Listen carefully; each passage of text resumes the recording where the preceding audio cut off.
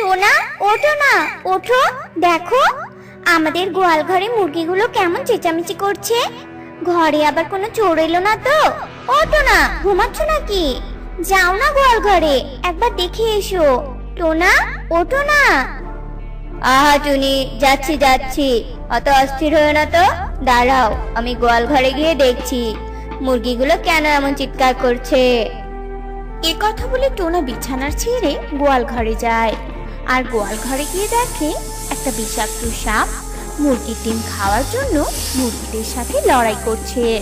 আরে আরে, গোয়াল ঘরে সাপ ঢুকেছে। এই সাপ মুরগিদের সাথে যেভাবে লড়াই করছে, সব মুরগি তো সাপের কবলে পড়ে যাবে, আর সাপের ছোবলে তো মুরগি মরে যাবে। না না, এক্ষুনি এই সাপকে তাড়াতে হবে। এ কথা বলে টোনা হাতে একটা লাঠি তুলে নেয়, আর সেই লাঠি দিয়ে যেমনি সাপকে আঘাত করে, তখনই সাপ সেই আঘাতে ঘুরে এসে টোনার পায়ে ছোবল দিয়ে গোয়াল ঘর থেকে পালিয়ে যায়। ওরে বাবা রে, ওরে মা রে, মরে গেলাম রে, মরে গেলাম। টুনি, ও টুনি, তাড়াতাড়ি এসো, আমাকে সাপে কামড়িয়েছে। আমার পুরো শরীর জ্বলছে। সাপ? সাপ কোথায় টোনা? একে টোনা, তুমি এভাবে মাটিতে পড়ে আছো কেন? তোমার পায়ে সাপের ছোবলের দাগ কেন?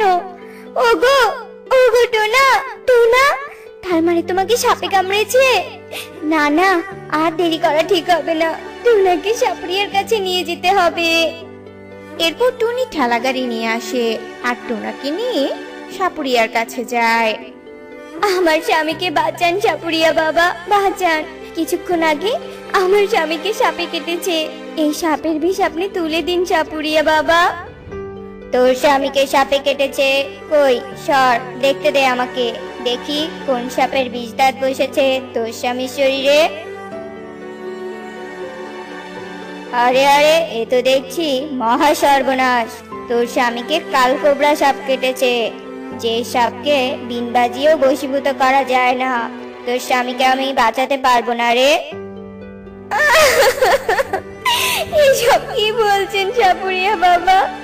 টোনাকে যে করেই হোক বিষমুক্ত করুন, টোনা ছাড়া আমার এই পৃথিবীতে কেউ নেই।